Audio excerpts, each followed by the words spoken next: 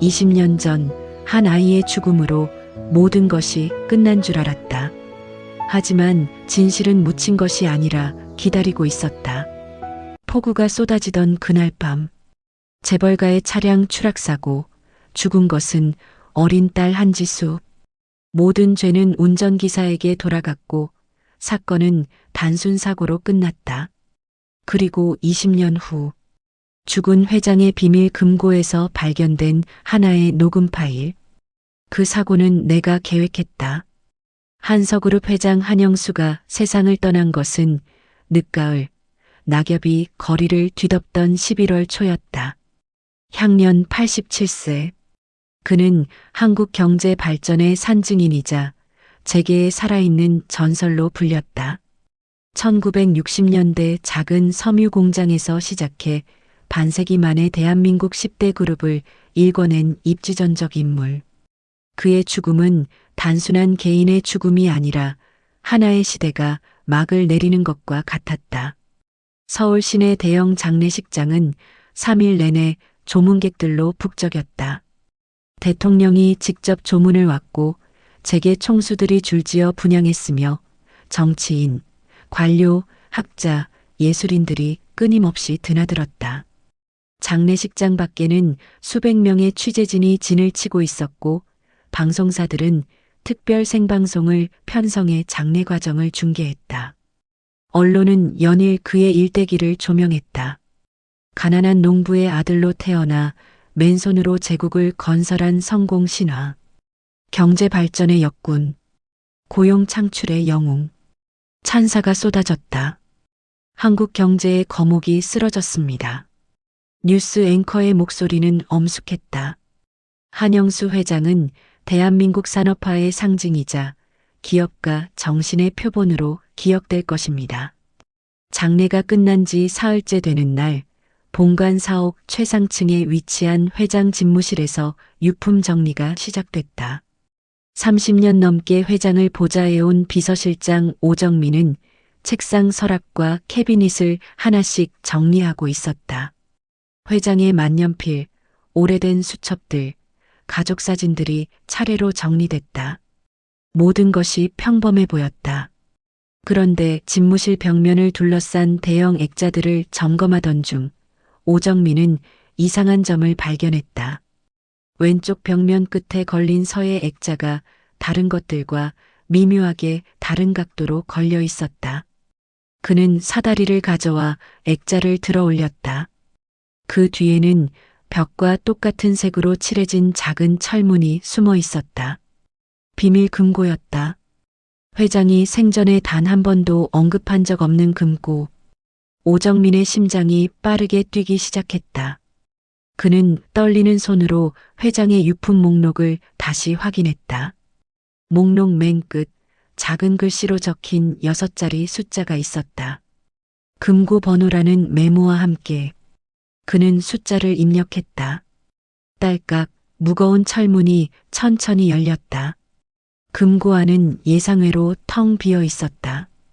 귀중품도 비자금 관련 문서도 비밀 계약서도 없었다. 단 하나 낡은 카세트 녹음기와 테이프 한 개만이 금고 바닥에 조심스럽게 놓여 있었다. 테이프 케이스는 오래되어 플라스틱이 누렇게 변색되어 있었고 그 위에 붉은 펜으로 또박또박 이렇게 적혀 있었다. 내 죽음 이후에만 재생할 것. 마이너스 한영수. 오정민은 그 자리에 멈춰섰다. 이것이 무엇을 의미하는지 알 수 없었지만 뭔가 중대한 것이라는 직감이 들었다. 그는 주변을 둘러보았다. 집무실에는 그 혼자뿐이었다. 문을 잠그고 커튼을 쳤다.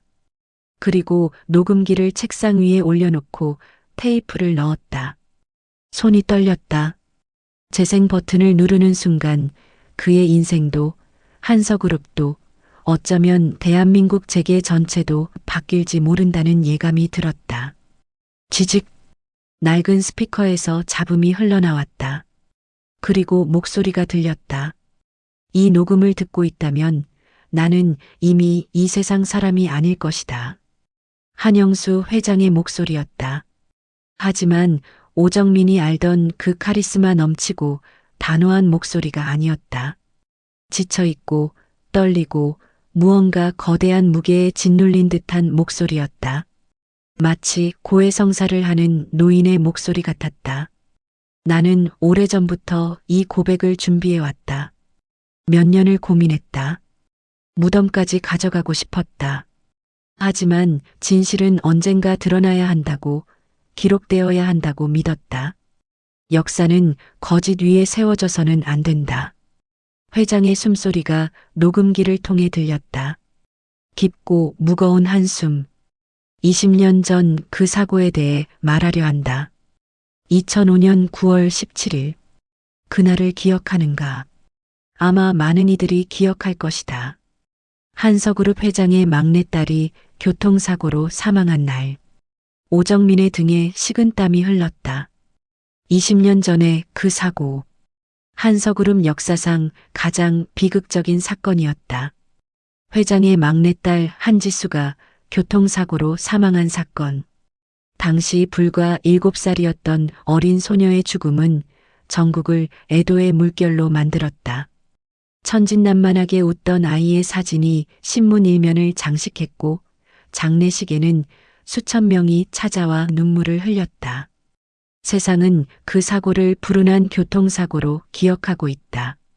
폭우가 쏟아지던 밤 산길을 달리던 차량이 빗길에 미끄러져 절벽 아래로 추락했다고. 운전기사의 실수였다고. 그렇게 믿고 있다. 회장의 목소리가 잠시 멈췄다. 길고 무거운 침묵이 흘렀다. 오정민은 숨을 죽였다. 그리고 다시 목소리가 이어졌다. 하지만 진실은 달랐다. 그 사고는 내가 계획한 것이었다. 오정민은 그 자리에 얼어붙었다. 귀를 의심했다. 녹음기를 멈추고 뒤로 돌려 다시 들었다. 똑같은 말이었다. 내가 계획한 것이었다. 나는 내 자식을 죽이려 했다. 아비가 자식을 죽이려 했다. 오정민의 손이 떨려 녹음기를 거의 떨어뜨릴 뻔했다. 회장의 고백은 계속됐다. 장남 태준. 내 후계자로 키운 아들이었다. 그는 똑똑했다. 어릴 때부터 범상치 않았다. 명석한 두뇌, 강한 추진력, 타고난 리더십. 나는 그가 한서그룹을 더 큰 기업으로 만들어줄 거라 믿었다. 그래서 일찍부터 경영 일선에 투입했고 권한을 넘겨주기 시작했다. 하지만 권력을 손에 쥔 그는 변했다. 아니, 어쩌면 원래 그랬는지도 모른다. 그저 내가 보지 못했을 뿐. 그는 그룹 자금을 빼돌리기 시작했다. 처음엔 작은 금액이었다. 하지만 점점 대담해졌다. 페이퍼 컴퍼니를 만들고 해외 계좌를 개설하고 돈을 빼돌렸다. 그리고 그 돈으로 범죄 조직과 결탁했다. 오정민은 의자에 주저앉았다. 회장의 목소리는 계속됐다. 그는 정치인들을 매수했다. 검찰과 경찰 고위층에 뇌물을 건넸다.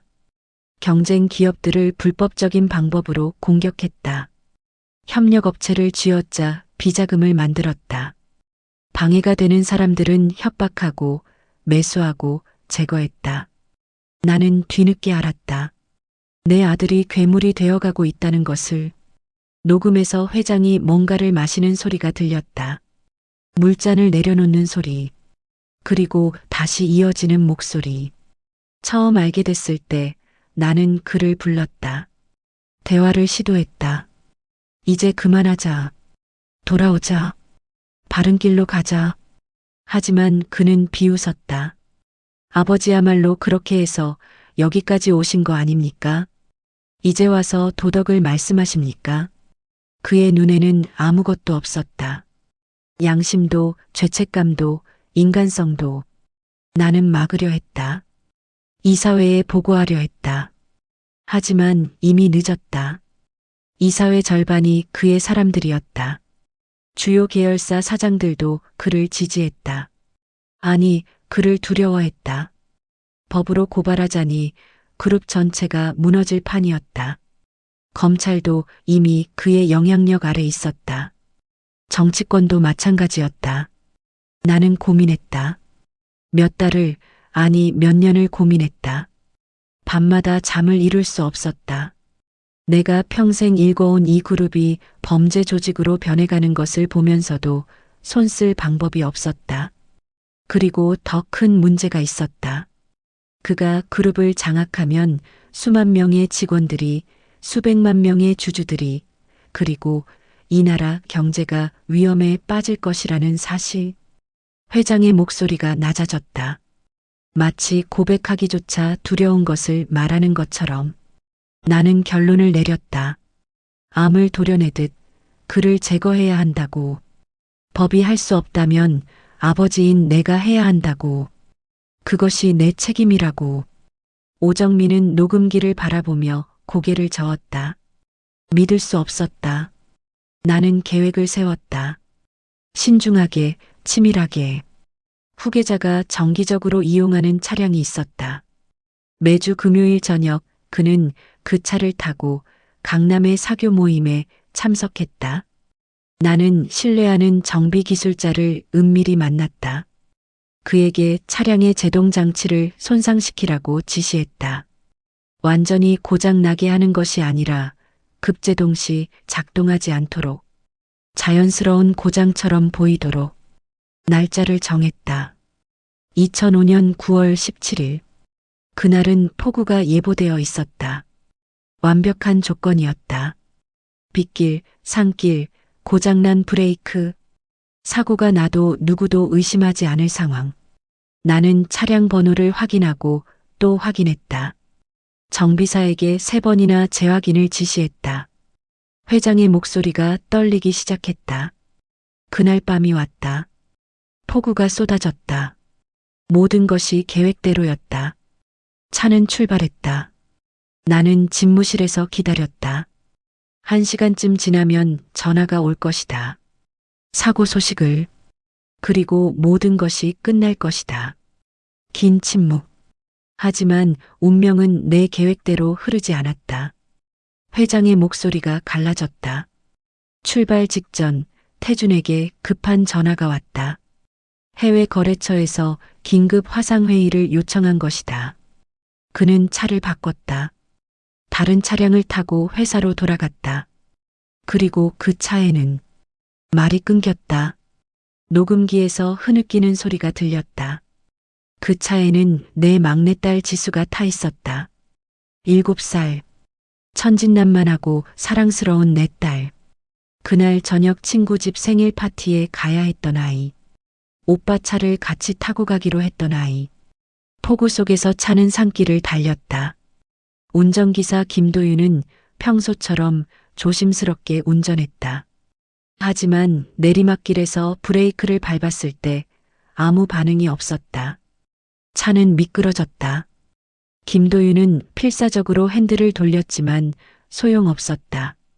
차량은 가드레일을 뚫고 절벽 아래로 추락했다. 7살 지수는 현장에서 즉사했다. 김도윤은 중상을 입고 구조됐지만 내 딸은 이미 차가워진 시신이 되어 있었다. 오정민은 눈물을 흘리고 있었다. 회장의 목소리도 눈물로 젖어 있었다. 나는 내 손으로 내 아이를 죽였다. 세상에서 가장 사랑했던 아이를. 죄 없는 아이를. 나는 살인자다. 그것도 가장 비열한 종류의. 경찰이 조사를 시작했다. 사고 원인을 밝히려 했다. 차량을 분석했다. 나는 두려웠다. 조작의 흔적이 발견되면 어떡하나. 하지만 정비사는 완벽하게 일했다. 어떤 증거도 남기지 않았다. 결국 결론은 나왔다. 빗길에서 브레이크 개통 고장으로 인한 사고. 책임은 차량 관리 소홀과 운전 미숙. 그리고 모든 화살은 운전기사 김도윤에게 향했다. 세상은 그를 아이 살인자로 몰아갔다. 언론은 그를 비난했다. 사람들은 그에게 돌을 던졌다. 그는 징역을 살았다. 3년의 실형. 출소 후 그는 세상에서 사라졌다. 회장의 목소리가 더욱 떨렸다. 그리고 나는 알고 있었다. 그가 브레이크 고장을 감지했다는 것을, 사고 직전 필사적으로 차를 세우려 했다는 것을. 그는 영웅이었다. 아이를 구하려 했던. 하지만 세상은 그를 범인으로 낙인 찍었고 나는 그것을 막지 않았다. 아니, 오히려 그가 책임지도록 내버려뒀다. 왜? 내 죄를 숨기기 위해서, 그룹을 지키기 위해서, 명예를 지키기 위해서. 나는 그에게 거액의 합의금을 주었다. 입을 다물라고. 그는 한마디 변명도 하지 않았다. 진실을 알고 있었는지도 모른다. 아니면 그저 체념했는지도. 하지만 그는 침묵했다. 그리고 나를 지켜주었다. 긴 침묵이 흘렀다. 녹음기에 테이프가 돌아가는 소리만 들렸다. 이것이 내 죄다. 나는 아들을 죽이려다 딸을 죽였다. 그리고 무고한 사람에게 죄를 뒤집어 씌웠다. 20년간 이 비밀을 안고 살았다. 매일 밤 지수의 얼굴이 보였다. 그 아이의 웃음소리가 들렸다. 나는 지옥에서 살았다. 하지만 그것조차 내가 받아야 할 벌에 비하면 아무것도 아니다. 이 고백으로 모든 것이 바뀌지는 않을 것이다. 지수는 돌아오지 않는다. 김도윤이 잃은 20년도 돌아오지 않는다. 하지만 최소한 진실은 기록되어야 한다고 믿는다. 역사는 거짓 위에 세워져서는 안 된다. 회장의 마지막 말. 나는 용서를 구하지 않는다. 용서받을 자격이 없다. 다만 진실을 남긴다. 그것이 내가 할 수 있는 마지막 속죄다. 녹음이 끝났다. 오정민은 한참 동안 의자에 앉아 있었다. 눈물이 멈추지 않았다. 그의 손은 떨렸고 머릿속은 혼란스러웠다. 이것을 어떻게 해야 하나? 공개해야 하나? 묻어야 하나? 회장의 명예를 지켜야 하나?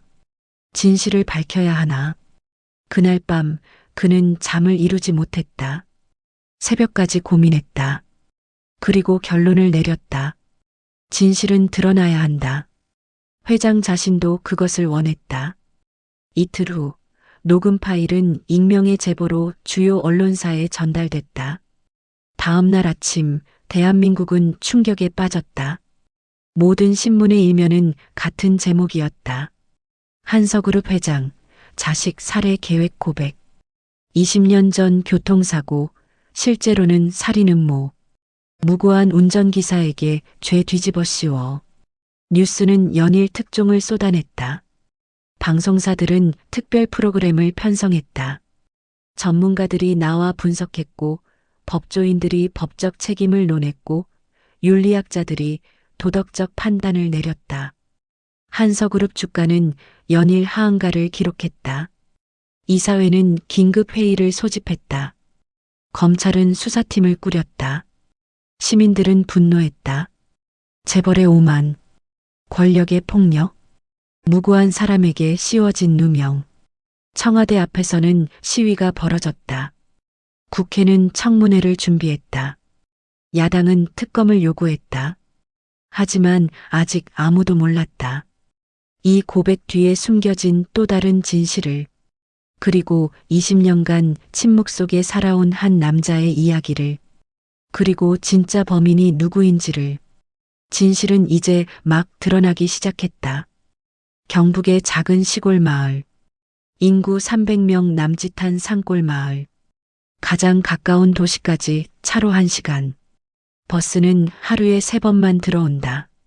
젊은이들은 모두 떠나고 노인들만 남은 곳.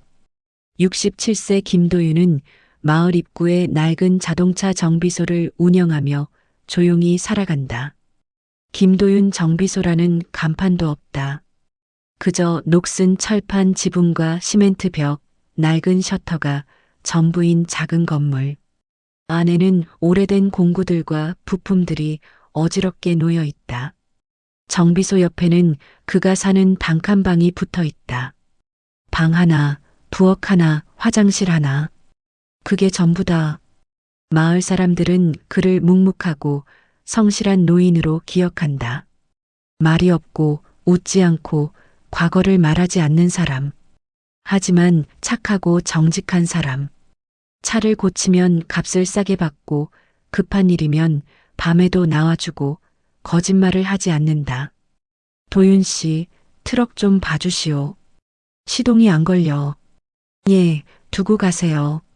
내일 오후까지 고쳐놓겠습니다. 얼마요? 다 하고 말씀드리겠습니다. 짧은 대답. 그게 전부다. 김도윤은 더 이상 묻지 않고 더 이상 말하지 않는다. 필요한 말만 한다. 최소한의 대화만 한다. 마을 사람들도 이제는 익숙하다. 그가 원래 그런 사람이라고 생각한다. 그는 낮에는 차를 고친다. 엔진을 분해하고 부품을 교체하고 용접을 한다. 손은 기름때로 검지만 솜씨는 정확하다. 40년 넘게 차를 만진 손.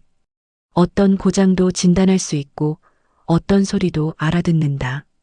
마을의 트럭들, 트랙터들, 오래된 승용차들 모두 그의 손을 거쳐 다시 움직인다. 저녁이 되면 그는 정비소 문을 닫는다. 단칸방으로 들어간다. 간단히 저녁을 먹는다. 라면이나 김치찌개, 혼자 먹는 밥, 그리고 소주 한 병을 연다. 천천히 마신다. 말없이 마신다. 창밖을 바라보며 마신다. 작은 방에는 텔레비전도 없고 라디오도 없다. 오래된 침대와 낡은 옷장, 작은 식탁이 전부. 벽에는 아무것도 걸려 있지 않다. 사진도 그림도 달력도 없다. 그저 하얀 벽, 텅 빈 방, 텅 빈 삶. 마을 사람들은 그가 어디서 왔는지 모른다. 15년 전 이 마을에 나타났을 때 그는 아무 말도 하지 않았다. 김도윤입니다. 정비소 하나 하려 합니다. 빈 건물 하나 빌릴 수 있을까요? 어디서 오셨소? 그냥 떠돌다가 왔습니다. 가족은? 없습니다. 그게 전부였다. 신분증도 보여주지 않았고 과거도 말하지 않았다. 마을 이장은 의심스러웠지만 일단 받아들였다. 빈 건물이 있었고 정비소가 필요했으니까. 그리고 김도윤은 성실했다. 거짓말을 하지 않았다. 약속을 지켰다. 값을 싸게 받았다. 그래서 마을 사람들은 더 이상 묻지 않았다. 저 사람 뭔가 사연이 있는 것 같아. 그냥 내버려둬. 착한 사람이야. 일 잘하고. 도시에서 뭔 일 있었나? 모르지. 하지만 범죄자 같지는 않아. 눈빛이 착해. 15년이 흘렀다. 김도윤은 마을의 일부가 됐다. 조용하지만 믿을 수 있는 사람. 말은 없지만 도움이 되는 사람. 하지만 여전히 아무도 그의 과거를 모른다. 밤이 되면 김도윤은 악몽에서 깨어난다. 매일 밤 15년간 같은 꿈. 아니, 꿈이 아니라 기억. 지워지지 않는 기억. 폭우가 쏟아지던 그날 밤. 2005년 9월 17일. 검은 벤츠. 최고급 차량. 회장님 가족 전용. 뒷좌석에 앉은 어린 소녀. 7살 한지수. 분홍색 원피스를 입고 토끼 인형을 안고 있던 아이. 큰 눈망울. 밝은 미소. 아저씨, 오늘 친구 생일 파티예요. 그래요, 아가씨. 재미있겠네요. 케이크도 먹고 선물도 받을 거예요. 빨리 가요. 네, 하지만 비가 많이 와서 천천히 가야 해요. 안전이 제일 중요하니까. 아저씨는 항상 조심조심이에요. 그 목소리, 그 웃음. 20년이 지났지만 생생하다. 김도윤은 침대에서 일어나 손을 본다. 떨리는 손, 늙은 손, 주름진 손. 하지만 여전히 떨린다. 그날의 감촉이 사라지지 않는다. 그는 조심스럽게 운전했다. 폭우가 쏟아졌지만 속도를 줄였다. 시야가 나빴지만 집중했다. 15년간 무사고 기록. 회장님이 가장 신뢰하는 기사. 회장님 가족을 누구보다 안전하게 모시는 기사. 그것이 그의 자부심이었다. 하지만 산길 내리막에서 이상한 느낌이 들었다. 차가 평소보다 빨라지는 것 같았다. 그는 브레이크를 밟았다. 페달이 푹 들어갔다. 아무 반응이 없었다. 뭐지? 심장이 빨라졌다. 다시 밟았다. 더 세게 밟았다. 여전히 반응이 없다. 브레이크가 작동하지 않는다. 차는 점점 빨라졌다.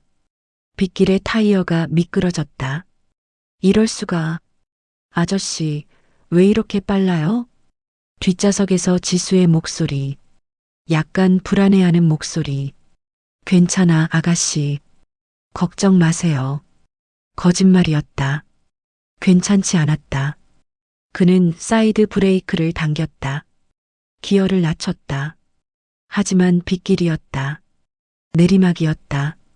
차는 계속 빨라졌다. 앞에 커브길이 보였다. 가드레일이 보였다. 그 너머는 절벽이었다. 안 돼. 그는 핸들을 필사적으로 돌렸다. 온 힘을 다해 돌렸다. 차는 미끄러졌다. 옆으로 휘청거렸다. 가드레일을 향해 미끄러졌다. 아저씨. 뒷좌석에서 비명. 지수의 비명. 쾅. 차가 가드레일과 충돌했다. 가드레일이 부서졌다. 오래된 가드레일. 녹슨 가드레일. 차의 무게를 견디지 못했다. 차는 가드레일을 뚫고 나갔다. 허공으로 떠올랐다. 그 순간이 영원처럼 느껴졌다. 천천히 움직이는 시간. 떠있는 차. 창밖으로 보이는 빗속 풍경. 그리고 뒷좌석에서 들리는 작은 울음소리. 엄마. 쾅. 차가 땅에 부딪혔다. 굉음. 유리창이 박살났다. 철판이 찌그러졌다. 에어백이 터졌다. 온몸에 충격이 전해졌다. 갈비뼈가 부러지는 소리. 머리가 유리에 부딪히는 느낌. 따뜻한 피가 얼굴을 타고 흘렀다. 그리고 어둠. 깨어났을 때 그는 병원 침대 위에 있었다. 하얀 천장. 소독약 냄새. B- 심전도 기계 소리. 온몸이 아팠다. 움직일 수 없었다. 갈비뼈가 부러졌고 왼쪽 다리가 골절됐고 머리에 붕대가 감겨 있었다. 하지만 그의 첫 질문은 자신의 상태가 아니었다. 아이는요? 뒷좌석에 있던 아이는요? 목소리가 갈라졌다. 간호사가 놀라 뒤돌아봤다. 그녀의 얼굴이 굳었다. 입술을 꽉 깨물었다. 대답하지 않았다. 아이가 어떻게 됐냐고요? 김도윤이 소리쳤다. 온몸에 통증이 퍼졌지만 상관없었다. 간호사가 천천히 고개를 돌렸다. 눈물이 고여 있었다. 그 침묵이 답이었다. 안 돼. 안 돼. 한지수는 현장에서 즉사했다. 7살. 초등학교 1학년. 앞으로 살아야 할 날들이 수십 년 남은 아이. 친구들과 놀고 학교에 가고 꿈을 꾸고 사랑하고 살아야 할 아이. 그렇게 죽었다. 김도윤은 천장을 바라보며 울었다. 소리 없이 울었다. 눈물이 멈추지 않았다. 20년이 지난 지금도 김도윤은 침대에서 일어나 손을 본다. 떨리는 손. 그날 핸들을 돌리던 손. 사고 후 의식을 되찾았을 때 뒷좌석으로 기어가 아이를 안아 올리던 손. 차가워진 아이의 몸. 젖은 머리카락. 감긴 눈. 토끼 인형을 여전히 꼭 안고 있던 작은 손. 미안해. 미안해, 지수야. 20년 전 그는 한서그룹 회장의 전속 운전기사였다. 성실하고 신뢰받는 기사. 회장 가족을 15년간 모셨다. 큰아들 태준도 작은 딸 지수도 그가 운전하는 차에 탔다. 그들은 그를 믿었다. 특히 지수는 그를 좋아했다. 도윤 아저씨, 오늘도 아저씨 차 탈 거예요. 네, 아가씨. 언제나 환영입니다. 회장은 그를 가족처럼 대했다. 명절에는 보너스를 주고 아플 때는 병원비를 대주고 딸 결혼식에도 초대했다. 김도윤은 감사했다. 이 일을 평생 하고 싶었다. 정년까지 회장님을 모시고 싶었다. 하지만 그날 이후 모든 것이 바뀌었다. 병원에서 일주일 후 경찰이 왔다. 조사를 시작했다. 사고 원인 규명, 차량을 분석했다. 블랙박스를 확인했다. 브레이크 계통을 검사했다. 김도윤도 조사를 받았다. 사고 당시 속도는 얼마였습니까? 제한 속도 이하였습니다. 비가 와서 천천히 갔습니다. 브레이크를 밟았습니까? 네, 밟았습니다. 하지만 작동하지 않았습니다. 평소 차량 점검은 어떻게 했습니까? 매주 점검했습니다. 이상이 없었습니다. 조사는 한 달간 계속됐다. 그리고 결론이 나왔다. 브레이크 계통 노후로 인한 고장, 빗길 과속, 운전 미숙.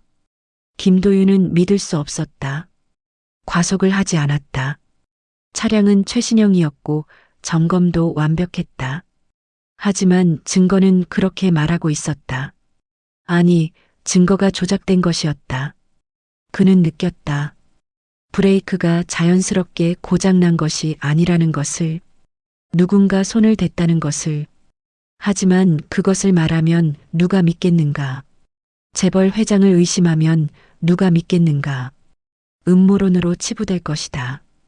그리고 무엇보다 그는 아이를 구하지 못했다. 그것은 변하지 않는 사실이었다. 브레이크 고장을 조금 더 빨리 눈치챘다면, 속도를 더 줄였다면, 다른 방법을 찾았다면, 더 빨리 반응했다면, 아이는 살 수 있었을지도 모른다. 언론이 그를 몰아갔다. 재벌 회장 딸 죽게 만든 운전기사. 15년 경력도 소용없어. 어린 생명 앗아가.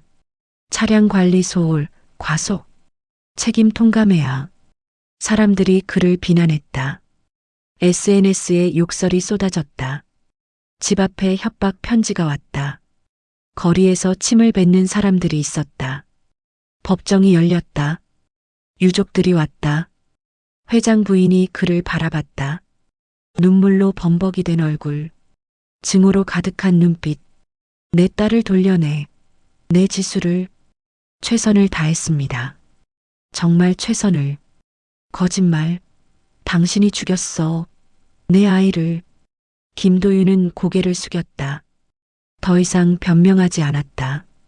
진실을 말하지 않았다. 그냥 받아들였다. 모든 죄를, 모든 비난을. 징역 3년. 판결이 내려졌다. 그는 받아들였다. 감옥에 들어갔다.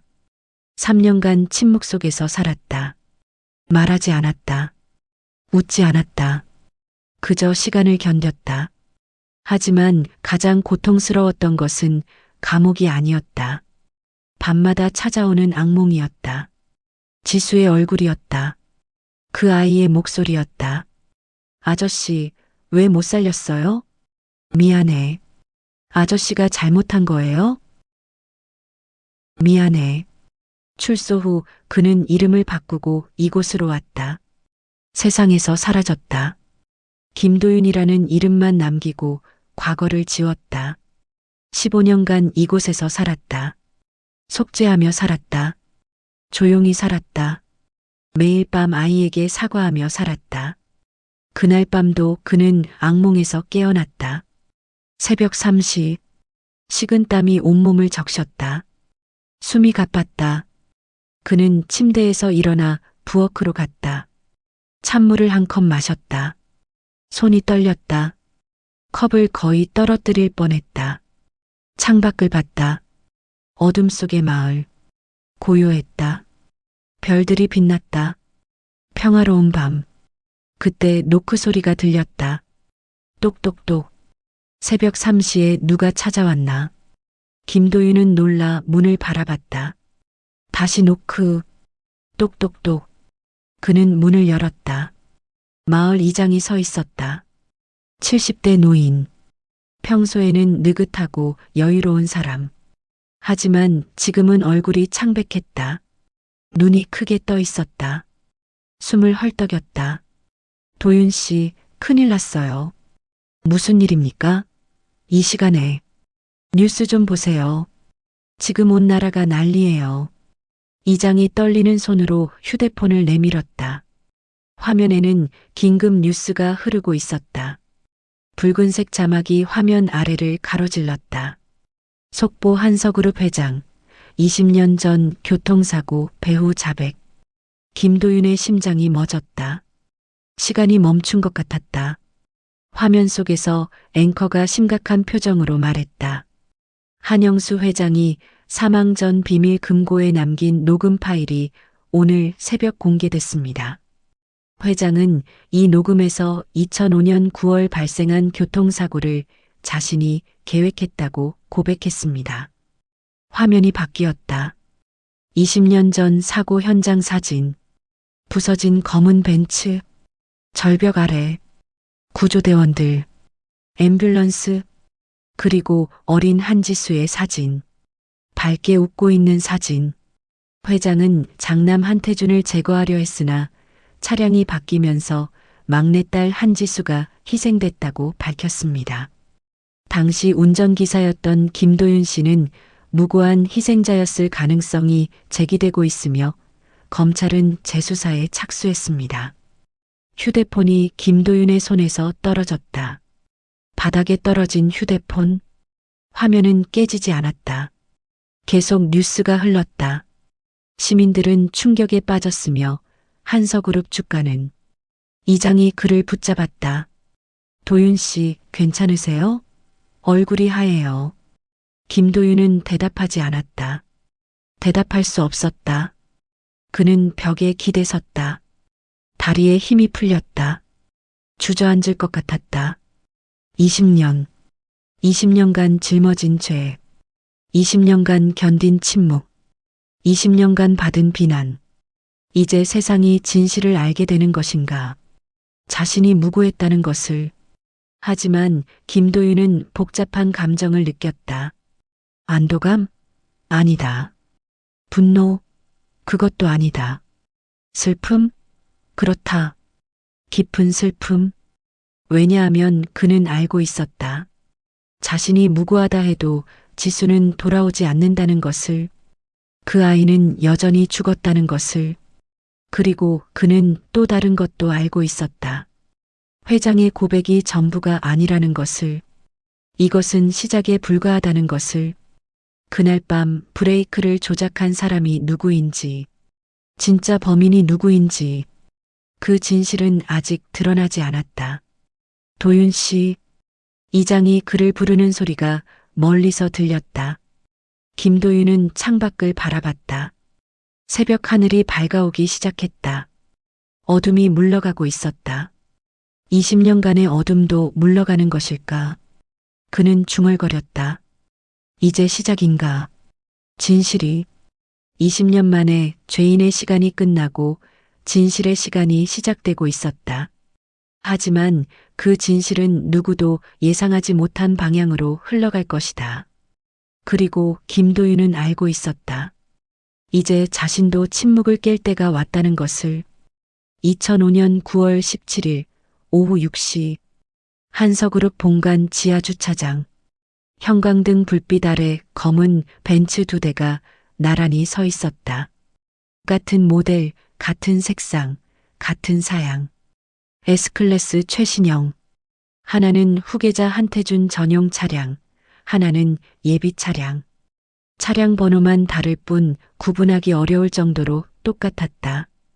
김도윤은 예비 차량 앞에 서 있었다. 오늘은 태준 도련님이 이 차를 타기로 되어 있었다. 매주 금요일 저녁 강남의 사교 모임. 항상 같은 시간, 같은 차량, 같은 목적지. 15년간 무사고로 모셔온 익숙한 루틴이었다. 김도윤은 습관적으로 차량을 점검했다. 그것은 그의 일상이었다.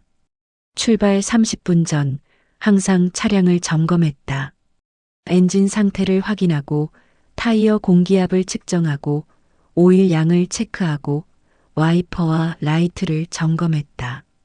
15년간 단 한 번도 빠뜨린 적이 없는 절차.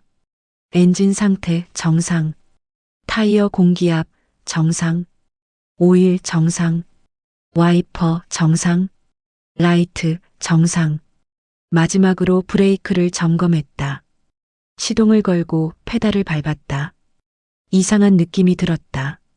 설명할 수는 없었지만 뭔가 평소와 달랐다. 페달이 약간 더 들어가는 것 같았다. 저항감이 미묘하게 덜한 것 같았다. 압력이 약간 낮은 것 같았다. 15년간 매일 같은 차를 몰아온 사람만이 느낄 수 있는 미세한 차이. 숫자로 측정할 수 없는 감각적인 차이. 김도윤은 미간을 찌푸렸다. 다시 브레이크를 밟아봤다. 여전히 같은 느낌. 뭔가 잘못됐다. 확신할 수는 없었지만 이상했다. 이상한데. 그는 차에서 내려 브레이크 계통을 직접 확인하려 했다. 공구함을 열려는 순간 휴대폰이 울렸다. 발신자는 회장이었다. 김도윤은 재빨리 전화를 받았다. 김 기사. 회장의 목소리였다. 평소보다 약간 급한 듯했다. 네, 회장님. 바로 출발하게. 지수를 친구 집 생일 파티에 데려다 줘야 해. 7시까지 도착해야 하는데 늦으면 안 되네. 네, 알겠습니다. 그런데 태준 도련님은? 태준이는 급한 해외 화상회의가 생겼어.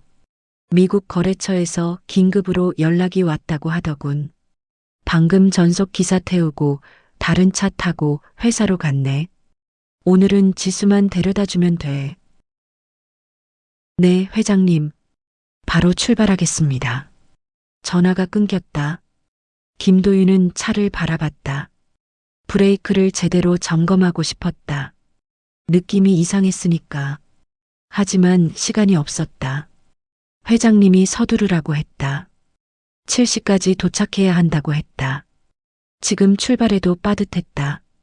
아마 기분 탓일 것이다. 이 차는 최신형이고 일주일 전에 정기 점검을 받았다. 정비 기록도 확인했다. 모든 것이 정상이었다. 그냥 예민해진 것일 수도 있다. 김도윤은 공구함을 닫았다. 차에 다시 올라탔다. 시동을 걸었다. 엔진이 부드럽게 돌아갔다. 그는 브레이크를 한 번 더 밟아봤다. 여전히 미묘한 느낌이 있었지만 작동은 했다. 차가 멈췄다. 괜찮을 것이다. 산길만 조심하면 될 것이다. 몇 분 후 본관 현관에서 7살 한지수가 나타났다. 분홍색 원피스를 입고 토끼 인형을 안고 있었다. 머리에는 리본을 달았고 작은 가방을 메고 있었다. 친구에게 줄 선물이 들어있는 가방. 아이는 밝은 미소를 지으며 뛰어왔다. 도윤 아저씨. 네, 아가씨. 생일 파티 가시는군요. 응. 친구가 케이크 엄청 크게 준비했대요. 딸기 케이크.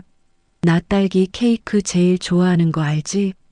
네, 잘 알고 있습니다. 빨리 가요. 늦으면 안 돼요. 네, 안전하게 모셔다 드릴게요. 지수가 뒷좌석에 올라탔다. 김도윤이 문을 열어주고 조심스럽게 닫았다. 아이는 안전벨트를 맸다. 스스로 매는 법을 배웠다. 영리한 아이였다. 토끼 인형을 무릎에 올려놓고 꼭 안았다. 김도윤은 운전석에 앉았다. 백미러를 조정해서 뒷좌석을 확인했다. 지수가 인형과 이야기하고 있었다. 토끼야, 우리 파티 가는 거야. 케이크 먹을 거야. 천진난만한 목소리. 행복한 미소. 차는 출발했다. 지하 주차장을 빠져나와 도로로 접어들었다. 퇴근 시간이라 차가 많았다. 김도윤은 조심스럽게 차선을 바꿨다. 신호를 지켰다. 급가속을 하지 않았다. 언제나처럼 하늘이 어두워지고 있었다. 오후 6시 30분. 해가 지고 있었다. 그리고 날씨 예보대로 비구름이 몰려오고 있었다. 먼 하늘이 검게 변했다. 번개가 번쩍였다. 아저씨, 비 올 것 같아요. 네, 아가씨. 예보에 폭우가 온다고 했어요. 조심해서 갈게요. 비 오는 날 좋아요. 빗소리 좋잖아요. 그렇긴 하죠. 하지만 운전하기는 조금 어려워요. 아저씨는 운전 잘하잖아요. 아빠가 그랬어요. 도윤 아저씨가 제일 믿을 수 있는 기사래요. 김도윤은 미소를 지었다. 뿌듯했다. 회장님의 신뢰. 그것이 그의 자부심이었다. 시내를 벗어나 산길로 접어들었다. 이 길은 지름길이었다. 평소 태준 도련님을 강남 사교 모임에 모실 때 자주 이용하는 길. 구불구불한 산길이지만 30분은 단축할 수 있었다. 그리고 김도윤은 이 길을 너무 잘 알았다. 매주 금요일 같은 길을 갔으니까 빗방울이 떨어지기 시작했다. 처음엔 몇 방울. 앞 유리창에 툭툭 부딪혔다.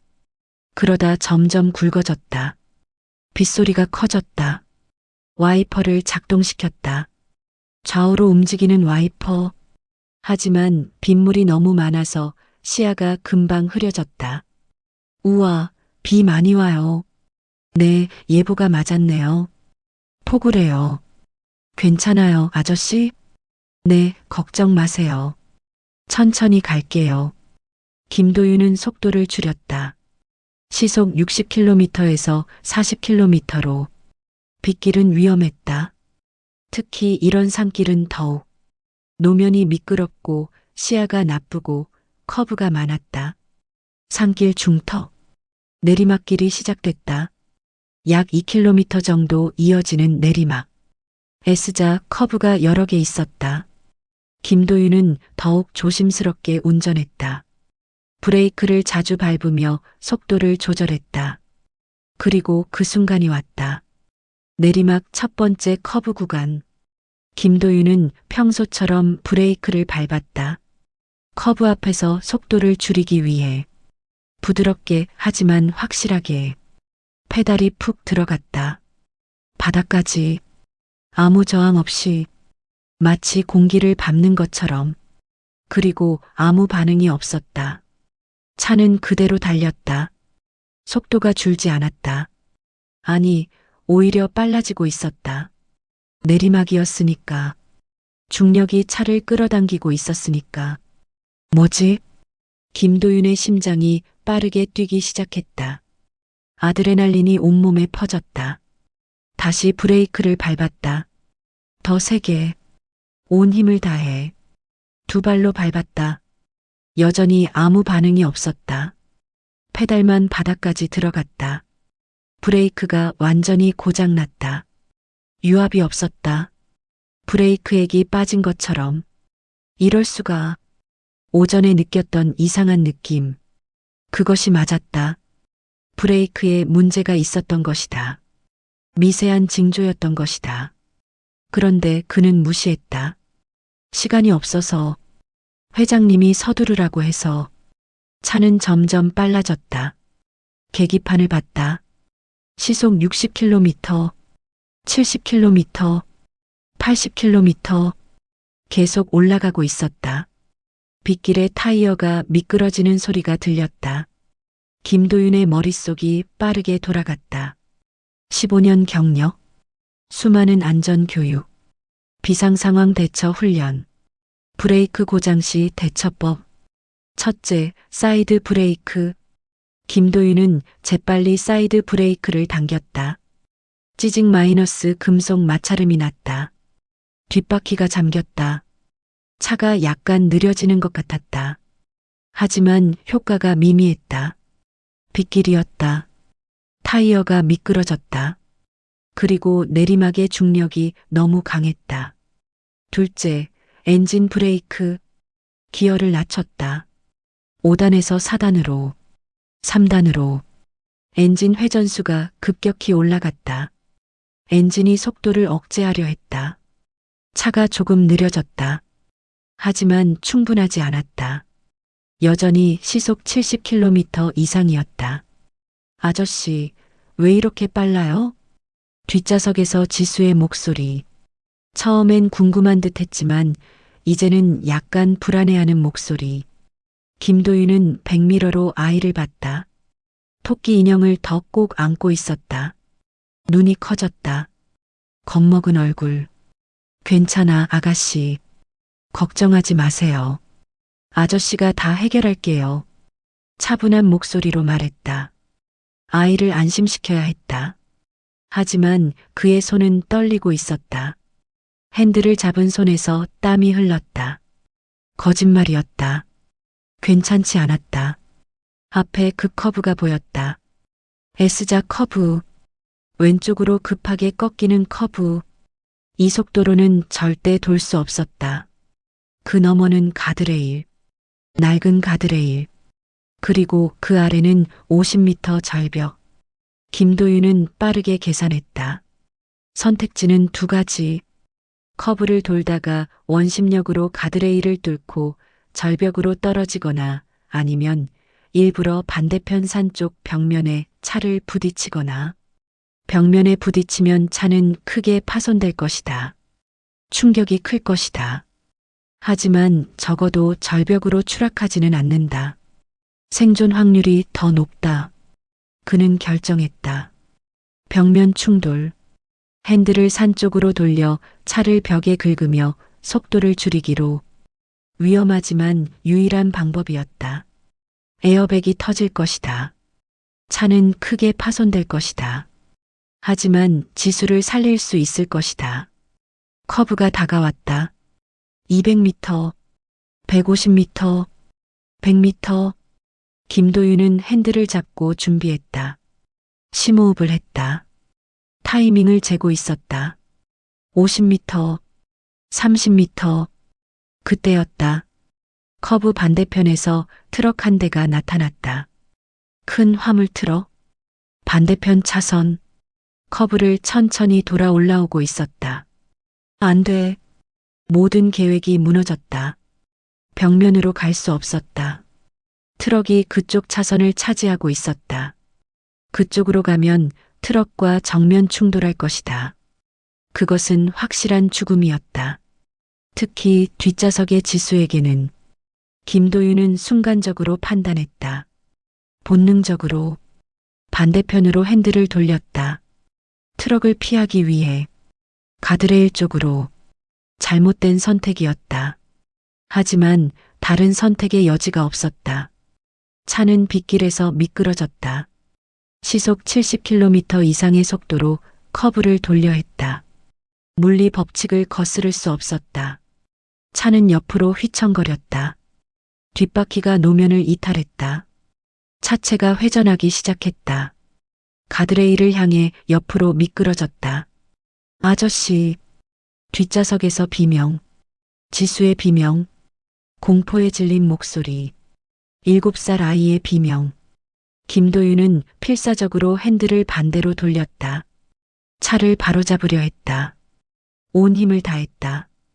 팔의 근육이 찢어지는 것 같았다. 핸들이 손에서 미끄러졌다. 땀 때문에. 제발, 제발. 하지만 소용없었다. 물리 법칙은 무자비했다. 차는 계속 미끄러졌다. 쾅! 차의 옆면이 가드레일과 충돌했다. 금속이 찢어지는 소리. 유리창이 깨지는 소리. 차체가 크게 찌그러졌다. 김도윤의 몸이 옆으로 쏠렸다. 안전벨트가 몸을 붙잡았다. 갈비뼈에 통증이 왔다. 가드레일이 휘어졌다. 삐걱거리는 소리를 내며 버텼다. 하지만 오래된 가드레일이었다. 녹슨 철판. 수십 년간 햇빛과 비에 노출된 철판. 차의 무게와 속도를 견디지 못했다. 딱! 가드레일이 부러졌다. 끊어졌다. 철판이 뒤로 젖혀졌다. 차는 가드레일을 뚫고 나갔다. 허공으로 떠올랐다. 중력이 사라진 것 같았다. 떠 있는 느낌. 그 순간이 영원처럼 느껴졌다. 시간이 천천히 흐르는 것 같았다. 아니, 멈춘 것 같았다. 김도윤은 모든 것을 보았다. 창밖으로 보이는 빗속 풍경. 흐려진 산. 먼 도로의 불빛, 떨어지는 빗방울, 번개가 치는 하늘, 그리고 뒷좌석에서 들리는 작은 목소리. 엄마. 지수가 엄마를 찾고 있었다. 울먹이는 목소리로. 토끼 인형을 꼭 안고 김도윤은 뒤를 돌아보려 했다. 아이를 보려 했다. 뭔가 말하려 했다. 괜찮을 거야. 미안해. 내가 지켜줄게. 무엇이든. 하지만 시간이 없었다. 쾅! 차가 땅에 부딪혔다. 절벽 아래 바위와 나무들. 첫 번째 충격. 엄청난 충격. 온 세상이 흔들렸다. 차체가 찌그러졌다. 앞 유리창이 거미줄처럼 금이 갔다. 옆 유리창이 박살났다. 유리 파편이 튀었다. 에어백이 터졌다. 김도윤의 얼굴에 에어백이 부딪혔다. 코에서 피가 터졌다. 하지만 차는 멈추지 않았다. 경사면이었다. 차는 계속 굴렀다. 한 바퀴, 두 바퀴, 천천히가 아니라 빠르게. 금속이 비틀리는 소리, 유리가 깨지는 소리, 그리고 비명, 지수의 비명. 김도윤은 의식을 잃었다. 잠깐, 몇 초인지 몇 분인지 알 수 없었다. 눈을 떴을 때 차는 멈춰 있었다. 마지막 충격. 차가 큰 나무에 부딪혀 멈춘 것이었다. 엔진에서 연기가 피어올랐다. 쉰- 소리를 내며 증기가 새어나왔다. 경보음이 울렸다. 삑-, 삑-, 김도윤은 눈을 떴다. 시야가 흐려졌다. 온몸이 아팠다. 갈비뼈가 부러진 것 같았다. 숨을 쉴 때마다 날카로운 통증, 왼쪽 다리에서 심한 통증, 움직일 수 없었다. 머리에서 따뜻한 것이 흘렀다.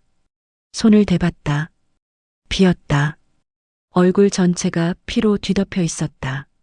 하지만 그것은 중요하지 않았다. 지수, 아가씨. 그는 고개를 돌렸다. 목이 아팠지만 참았다. 뒤를 봐야 했다. 뒷좌석을 확인해야 했다. 뒷좌석. 차체가 크게 찌그러져 있었다. 천장이 내려앉았다. 옆면이 안으로 휘어졌다. 그 속에 지수가 있었다. 아이는 안전벨트에 묶인 채 있었다. 눈을 감고 있었다. 움직이지 않았다. 분홍색 원피스는 찢어지고 더러워져 있었다. 토끼 인형을 여전히 안고 있었다. 하지만 고개가 이상하게 기울어져 있었다. 부자연스럽게. 지수 아가씨, 깨어나요. 김도윤은 안전벨트를 풀었다. 손이 떨려서 버튼을 누르기 어려웠다. 겨우 풀었다. 몸을 일으켰다. 갈비뼈에서 통증이 왔다. 왼쪽 다리가 말을 듣지 않았다. 골절된 것 같았다. 하지만 상관없었다. 그는 뒷좌석으로 기어갔다. 부서진 유리를 밟았다. 손이 찢어졌다. 피가 났다. 신경 쓰지 않았다. 지수에게 다가갔다.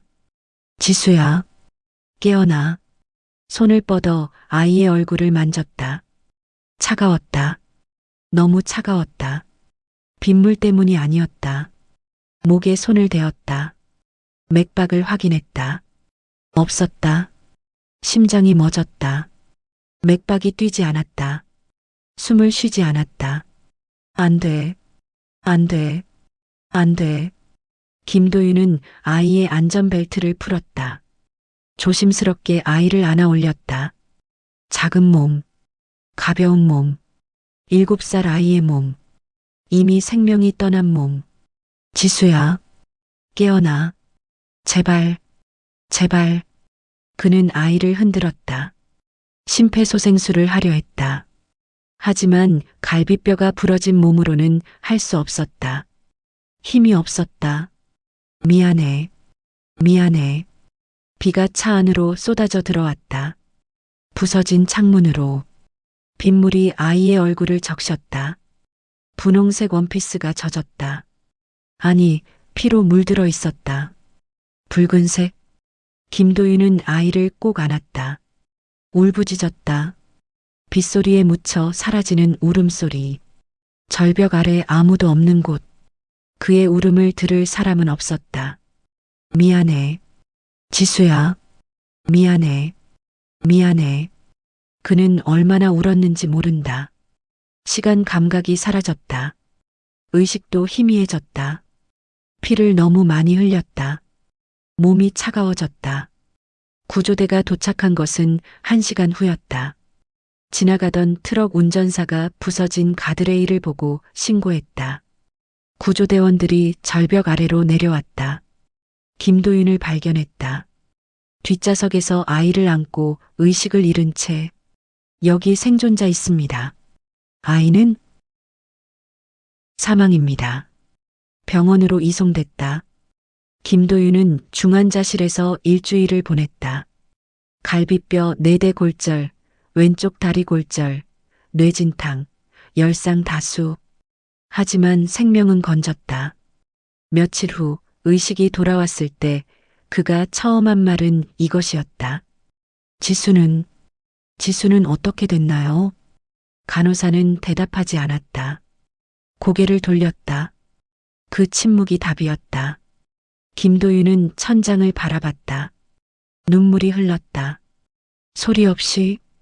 그리고 그는 깨달았다. 이것은 우연이 아니었다. 브레이크가 자연스럽게 고장난 것이 아니었다. 누군가 조작했다. 계획적으로, 의도적으로.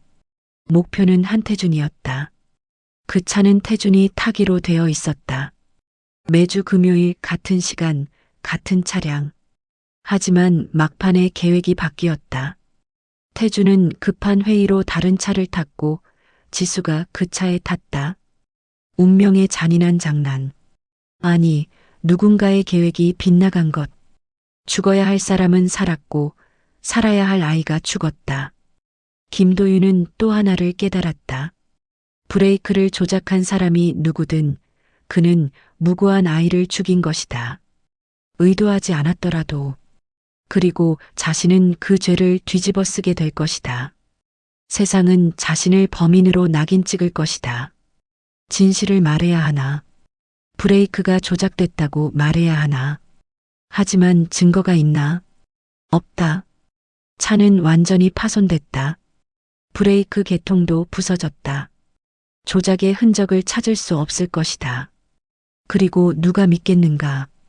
재벌 내부의 음모라고 말하면 누가 믿겠는가?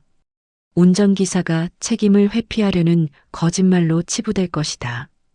그리고 무엇보다 아이를 구하지 못한 것은 사실이었다. 브레이크 고장을 미리 발견했어야 했다. 그 이상한 느낌을 무시하지 말았어야 했다. 출발하기 전에 제대로 점검했어야 했다. 더 빨리 반응했어야 했다. 다른 방법을 찾았어야 했다. 김도윤은 결정했다. 입을 다물기로, 침묵을 선택하기로, 모든 죄를 받아들이기로. 왜? 아이를 구하지 못한 것은 자신의 책임이었으니까. 진실을 말해도 지수는 돌아오지 않으니까. 그리고 어쩌면 이것이 자신이 받아야 할 벌이니까. 20년이 흘렀다. 김도윤은 시골 마을에서 조용히 살았다. 속죄하며 살았다. 매일 밤 지수의 얼굴을 떠올리며 살았다. 그리고 이제 회장의 고백이 세상에 공개됐다. 회장이 브레이크를 조작했다고, 아들을 죽이려 했다고. 하지만 김도윤은 알고 있었다. 그것이 전부가 아니라는 것을, 회장의 고백 뒤에 숨겨진 진실이 있다는 것을. 진짜 범인은 따로 있다. 그리고 그 진실은 곧 드러날 것이다. 20년의 침묵이 끝나고 진실의 시간이 시작될 것이다.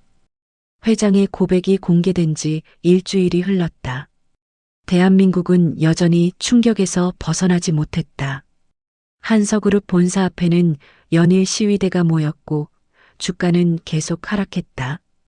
이사회는 긴급 회의를 거듭했지만 뚜렷한 해결책을 내놓지 못했다. 회장은 이미 죽었고 그의 고백은 세상을 뒤흔들었지만 법적 처벌은 불가능했다. 검찰은 재수사에 착수했다. 특별수사팀이 꾸려졌다. 팀장은 중견검사 이승재, 20년 경력의 베테랑이었다. 그는 팀원들을 모아놓고 말했다. 20년 전 사고를 처음부터 다시 조사한다. 모든 증거를 재검토하고 모든 관련자를 다시 조사한다. 회장의 고백이 전부인지 아니면 더 숨겨진 진실이 있는지 밝혀내야 한다. 수사팀은 먼저 사고 차량의 잔해를 찾았다.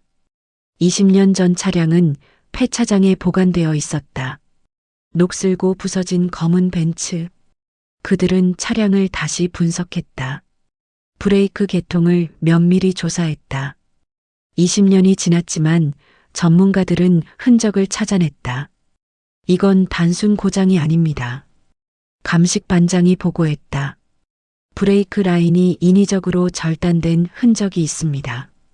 완전히 잘린 게 아니라 대부분을 끊어놓고 얇은 부분만 남겨뒀습니다. 그래서 평지에서는 작동하지만 급제동 시 완전히 파열되도록. 전문가의 솜씨군요. 네, 자동차 정비에 대한 전문 지식이 있는 사람입니다. 수사팀은 다음으로 당시 정비 기록을 조사했다. 한서그룹 차량 관리팀의 모든 기록을 압수수색했다. 그리고 20년 전 그 차량을 담당했던 정비사들의 명단을 확보했다. 명단에는 5명의 이름이 있었다. 그중 3명은 이미 사망했다. 1명은 해외로 이민을 갔다. 그리고 마지막 1명. 박철수, 68세. 현재 경기도의 작은 정비소를 운영 중. 수사팀은 박철수를 소환했다. 그는 떨리는 걸음으로 검찰청에 나타났다. 20년간 숨겨왔던 비밀을 안고 살아온 노인. 이승재 검사가 그를 마주했다. 박철수 씨, 20년 전 한서그룹에서 근무하셨죠? 네. 2005년 9월 사고 차량을 정비한 기록이 있습니다. 기억하십니까? 박철수는 고개를 숙였다. 한참 침묵이 흘렀다. 그리고 그가 입을 열었다. 자수하러 왔습니다. 조사실에 긴장감이 흘렀다. 제가 브레이크를 손상시켰습니다. 이승재 검사가 앞으로 몸을 기울였다. 누구 지시였습니까? 회장님, 한영수 회장님 지시였습니다. 박철수는 떨리는 목소리로 진술을 시작했다. 2005년 9월 초 회장이 자신을 개인적으로 불렀다고 했다. 밤늦게 아무도 없는 사무실에서. 그리고 은밀한 제안을 했다. 특정 차량의 브레이크를 조작해달라. 급제동 시 작동하지 않도록. 자연스러운 고장처럼 보이게. 그러면 5억을 주겠다. 박철수는 처음에 거절했다. 하지만 회장은 그의 약점을 알고 있었다. 아들의 빚, 도박으로 만든 3억의 빚, 그리고 협박하는 사채업자들. 도와주면 아들의 빚도 다 갚아주겠다. 거절하면 아들이 다칠 수도 있다. 박철수는 결국 승낙했다. 돈과 협박, 그리고 두려움 때문에. 그는 지시받은 대로 차량의 브레이크 라인을 조작했다. 대부분을 절단하고 얇은 부분만 남겼다. 평지에서는 작동하지만 산길 급제동에서는 파열되도록. 그리고 일주일 후 사고 소식을 들었습니다. 하지만 죽은 사람이 태준 도련님이 아니라 어린 지수 아가씨라는 걸 알고 박철수는 울먹였다. 저는 살인자가 된 겁니다. 어린아이를 죽인. 회장님은 약속대로 돈을 줬습니다. 5억과 아들 빚 3억. 그리고 입을 다물라고 했습니다. 저는 그 돈으로 20년을 살았습니다. 지옥 같은 20년을. 이승재 검사는 진술을 받아 적었다. 하지만 뭔가 석연치 않았다. 회장의 고백과 박철수의 진술이 일치하는 것 같으면서도 미묘한 차이가 있었다. 그때 디지털 포렌식 팀에서 연락이 왔다. 검사님, 녹음 파일에서 이상한 점을 발견했습니다. 무엇입니까? 회장의 고백 뒤에 잡음이 있습니다. 의도적으로 삽입된 것 같은 화이트 노이즈. 그 뒤에 뭔가 더 녹음된 것 같습니다. 복원 가능합니까? 시도해 보겠습니다. 이틀 후 포렌식 팀은 성공했다. 잡음을 제거하고 숨겨진 음성을 복원했다. 이승재 검사는 팀원들과 함께 복원된 녹음을 들었다. 회장의 고백이 끝난 후 긴 침묵. 그리고 다시 회장의 목소리가 이어졌다. 하지만 나는 거짓말을 하고 있다. 검사들이 서로를 쳐다봤다. 나는 정비사에게 지시했다. 하지만 실행하지 못했다. 마지막 순간 양심이 나를 붙잡았다. 그날 밤 사고 이틀 전 나는 정비사를 다시 불렀다. 원상복구하라고 지시했다. 아무 일도 없었던 것처럼 만들라고. 정비사는 그렇게 했다고 보고했다. 브레이크를 원래대로 고쳤다고. 나는 안도했다. 계획을 포기하기로 했다. 다른 방법을 찾기로 했다. 하지만 사고는 일어났다. 브레이크는 고장났다. 왜? 어떻게? 회장의 목소리가 떨렸다. 나중에 알았다. 누군가 나보다 먼저 움직였다는 것을. 내 계획을 알아챈 누군가. 그리고 그 사람은 내가 중단한 계획을 완성했다. 브레이크를 완전히 파괴했다. 누구였나? 누가 내 계획을 알았나? 누가 실행했나? 긴 침묵. 그 사람은 내 아들이었다. 태준이었다. 조사실이 조용해졌다. 누구도 말하지 않았다. 녹음은 계속됐다. 태준은 눈치챘다. 아버지가 자신을 제거하려 한다는 것을. 그는 똑똑했다. 내 움직임을 감시하고 있었다. 정비사와의 만남을 알았다. 계획을 알아냈다. 그리고 그는 먼저 움직였다. 정비사를 따로 만났다. 나보다 더 많은 돈을 제시했다. 내가 중단한 계획을 다시 실행하라고. 아니, 더 확실하게 하라고. 태준의 목적은 무엇이었나? 나를 죄인으로 만드는 것. 사고가 나면 조사가 시작될 것이다. 증거가 발견될 것이다. 브레이크 조작의 흔적, 정비사의 증언, 그리고 모든 화살은 나를 향할 것이다. 아버지가 아들을 죽이려 했다는. 태준은 나를 파멸시키고 그룹을 완전히 장악할 계획이었다. 완벽한 계획이었다. 하지만 회장의 목소리가 갈라졌다. 그는 계산하지 못했다. 차량이 바뀔 것이라는 것을, 자신이 다른 차를 타게 될 것이라는 것을, 그리고 그 차에 어린 여동생이 탈 것이라는 것을. 한지수의 죽음은 사고가 아니었다. 친오빠가 만든 비극이었다. 태준은 자기 손으로 여동생을 죽인 것이다. 의도하지 않았더라도. 나는 사고 후 진실을 알았다. 정비사를 다시 만났다. 협박했다. 진실을 말하라고. 그는 털어놨다. 태준이 찾아왔다고. 2배의 돈을 줬다고. 브레이크를 완전히 망가뜨리라고 지시했다고. 나는 선택을 해야 했다. 아들을 고발할 것인가. 하지만 그러면 모든 것이 드러난다. 내 계획도, 태준의 계획도. 그룹은 무너질 것이다. 가족은 파괴될 것이다. 그래서 나는 침묵했다. 정비사에게 더 많은 돈을 주고 입을 막았다. 모든 죄를 운전기사에게 돌렸다. 김도윤은 아무것도 모르는 무고한 사람이었지만. 왜 그랬나? 아들을 지키기 위해서? 아니다. 오히려 반대다. 아들에게 벌을 주기 위해서였다. 태준은 20년간 이 비밀을 안고 살아야 했다. 자기가 여동생을 죽였다는 사실을. 그것이 그의 벌이었다. 그리고 나는 지켜봤다. 그가 점점 괴물이 되어가는 것을. 죄책감을 권력욕으로 묻는 것을. 이제 나는 죽는다. 그리고 이 진실을 남긴다. 태준아, 이것이 너의 심판이다. 녹음이 끝났다. 이승재 검사는 즉시 박철수를 다시 소환했다. 그리고 추궁했다. 회장만 만난 게 아니죠? 한태준도 당신을 만났습니까? 박철수는 한참을 버티다가 결국 무너졌다. 네. 태준 도련님이 찾아왔습니다. 회장님이 저를 만난 이틀 후였습니다. 무슨 이야기를 했습니까? 아버지가 무슨 지시를 했냐고 물었습니다. 저는 거짓말을 할 수 없었습니다. 도련님은 무서웠습니다. 눈빛이 차가웠습니다. 그래서 다 말했습니다. 회장님이 브레이크를 조작하라고 했다고. 그리고 도련님은 웃었습니다.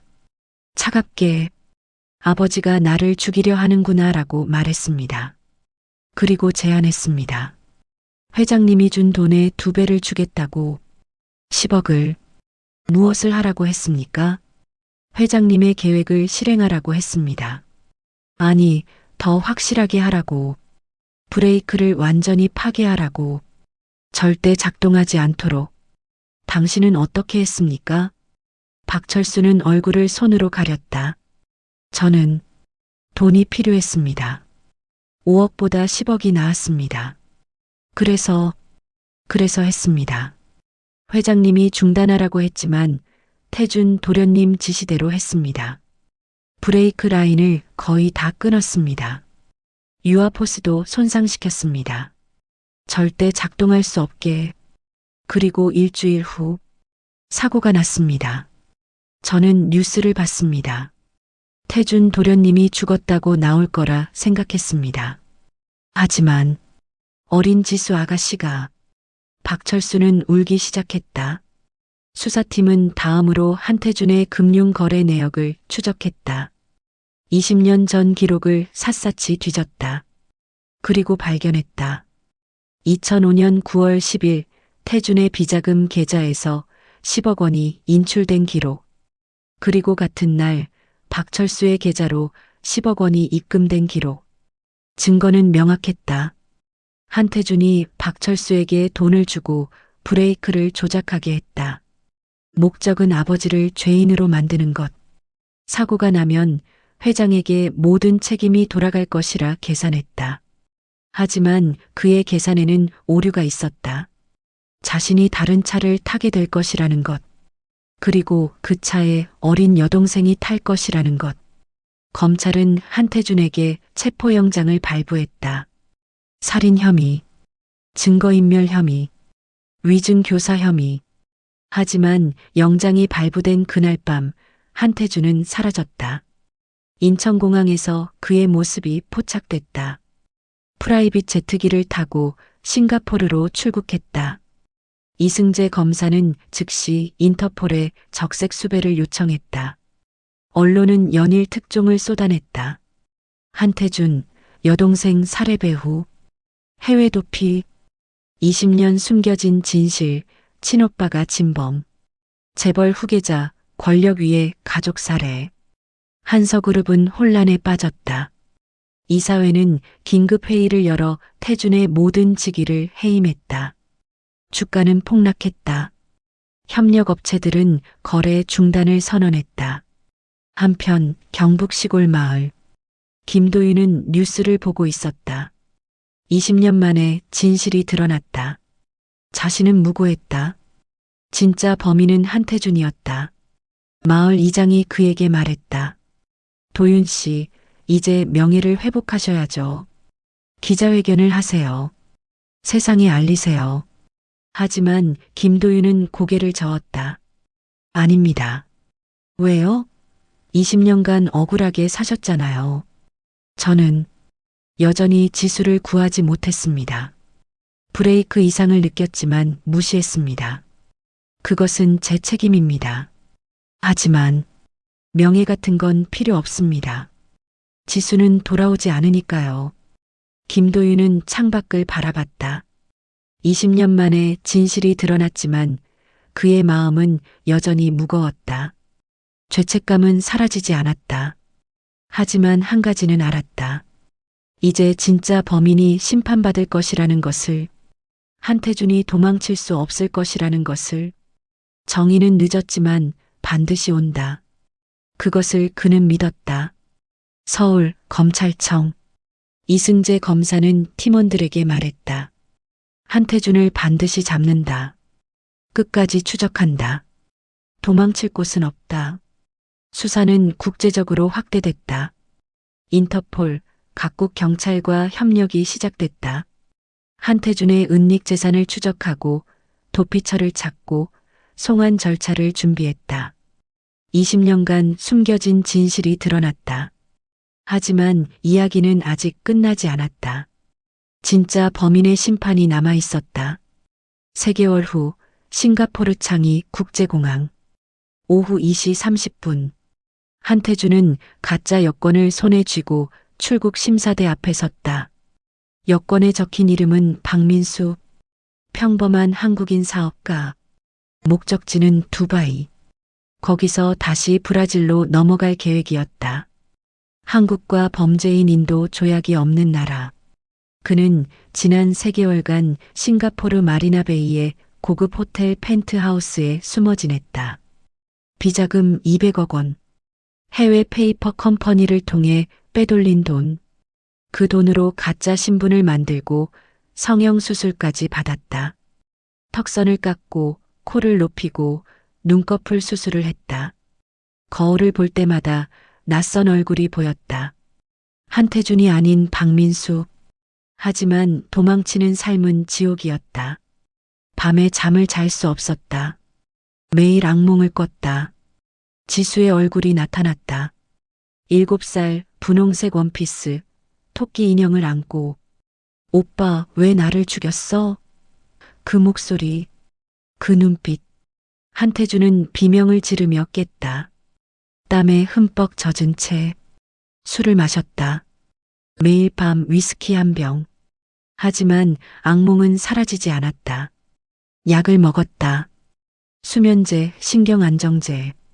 하지만 여전히 지수가 나타났다. 도망칠 수 없었다. 물리적으로는 도망칠 수 있었지만 죄책감에서는 도망칠 수 없었다. 출국 심사대. 앞에 3명이 줄을 서 있었다. 한태준은 긴장했다. 손에 땀이 났다. 여권을 꽉 쥐었다. 가짜 여권이지만 완벽했다. 최고급 위조 여권. 전문가가 만든 것. 지문도 바꿨다. 실리콘 지문 패드를 손가락에 붙였다. 1명, 2명 통과했다. 이제 그의 차례였다. 심사대로 다가갔다. 심사관은 젊은 싱가포르 여성이었다. 무표정한 얼굴. 여권 주세요. 한태준은 여권을 내밀었다. 손이 약간 떨렸다. 심사관이 눈치챘을까? 그녀는 여권을 받아 스캐너에 넣었다. 잠시 기다리는 시간. 영원처럼 느껴졌다. 심장이 빠르게 뛰었다. 숨이 가빴다. 진정하라고 스스로에게 말했다. 괜찮다. 여권은 완벽하다. 아무도 모른다. B-, B-. 경보음이 울렸다. 한태준의 심장이 멎었다. 심사관의 얼굴이 굳었다. 그녀는 컴퓨터 화면을 확인했다. 눈이 커졌다. 옆 동료에게 신호를 보냈다. 옆 심사대의 남성 직원이 재빨리 다가왔다. 뭔가 속삭였다. 잠시만 기다려 주십시오, 손님. 무슨 문제입니까? 확인 중입니다. 잠시만요. 한태준은 주변을 둘러봤다. 공항 경찰들이 움직이기 시작했다. 1명, 2명, 3명. 무전기로 뭔가 이야기하며 이쪽으로 다가오고 있었다. 도망쳐야 한다. 본능이 그에게 말했다. 지금 당장. 하지만 어디로? 공항이다. 출구가 막혀 있다. 경찰이 사방에 있다. 박민수 씨 아니. 한태준 씨 맞으십니까? 경찰이 다가왔다. 4명. 권총을 찬 경찰들. 한태준은 뒤돌아 뛰었다. 본능적으로. 생각하지 않고. 하지만 공항 경찰들이 가로막았다. 앞에도 뒤에도 옆에도 사방이 막혔다. 멈추세요. 그는 계속 뛰었다. 사람들을 밀쳤다. 여행객들이 비명을 질렀다. 가방이 쓰러졌다. 아이가 울었다. 하지만 경찰은 더 빨랐다. 한 명이 그를 붙잡았다. 다리를 걸었다. 한태준은 넘어졌다. 바닥에 쓰러졌다. 얼굴이 차가운 대리석 바닥에 부딪혔다. 코에서 피가 났다. 경찰들이 그를 눌렀다. 팔을 뒤로 꺾었다. 수갑이 채워졌다. 차가운 금속, 딸깍 소리. 한태준, 인터폴 적색 수배로 체포합니다. 살인 혐의, 증거인멸 혐의, 도피 혐의. 카메라 플래시가 터졌다. 공항에 있던 여행객들이 휴대폰을 들었다. 수십 대, 수백 대 모두 그를 찍고 있었다. 바닥에 쓰러진 한태준, 수갑을 찬 한태준, 코피를 흘리는 한태준, 한국 재벌 후계자 체포. 누군가 소리쳤다. 순식간에 SNS에 올라갔다. 트위터, 페이스북, 인스타그램. 전 세계로 퍼져나갔다. 한태준은 바닥에 누운 채 눈을 감았다. 끝났다. 모든 것이 그가 도망칠 수 있다고 믿었던 것은 착각이었다.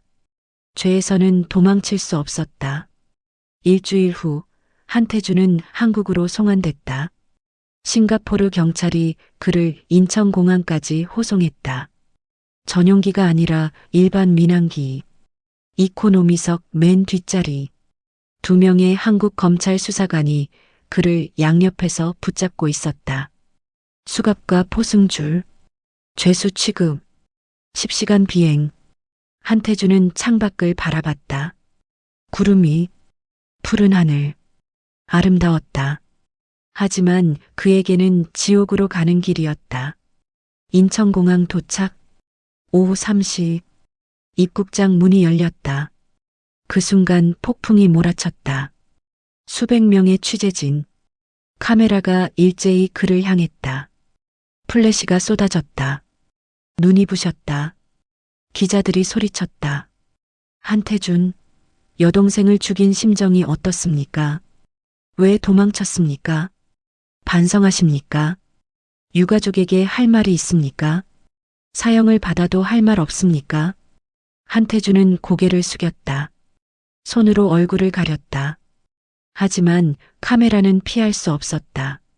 수백 개의 렌즈, 모두 그를 향했다. 20년간 권력의 정점에 있던 남자, 재벌 후계자, 한서그룹의 실세, 경제계의 차세대 리더, 이제는 범죄자로 전락했다.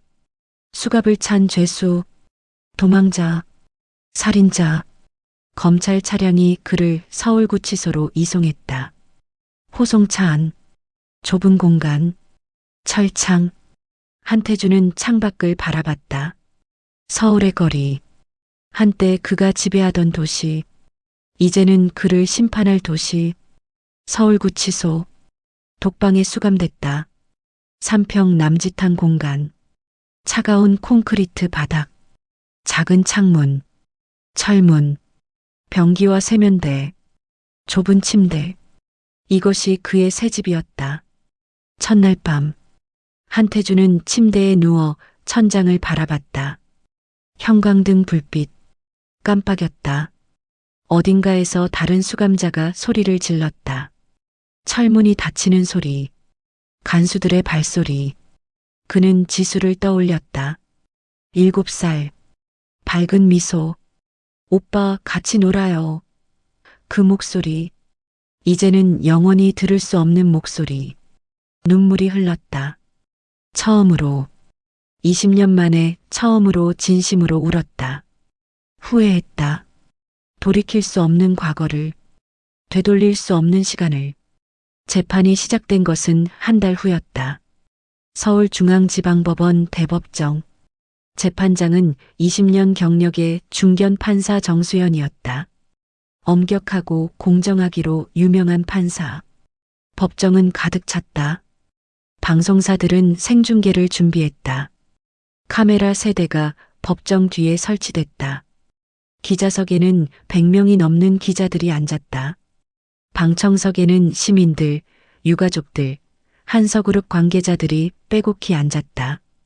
법원 밖에는 수백 명의 시민들이 모였다. 피켓을 들었다. 한태준 사형하라. 살인자를 처벌하라. 정의를 실현하라. 구호를 외쳤다. 한태준은 죄수복을 입고 법정에 들어섰다. 회색 죄수복, 수갑과 포승줄, 교도관 2명이 그를 양옆에서 붙잡았다. 피고인석에 앉았다. 변호인석에는 대형 로펌 율촌의 변호사 5명이 앉아 있었다. 최고급 변호사들, 시간당 수백만 원을 받는 변호사들, 한태준의 남은 재산을 모두 쏟아부어 고용한 변호사들, 검사석에는 이승재 검사가 앉았다. 그 옆에 보조검사 2명. 그들은 두꺼운 서류 뭉치를 앞에 쌓아놓았다. 증거들, 수천 페이지의 증거들. 재판을 시작하겠습니다. 판사가 망치를 두드렸다. 쿵. 법정이 조용해졌다. 검사가 일어섰다. 피고인 한태준은 2005년 9월 박철수를 교사하여 차량 브레이크를 조작하게 했습니다. 목적은 아버지인 한영수 회장을 살인 혐의로 몰아넣어 한서그룹을 장악하는 것이었습니다.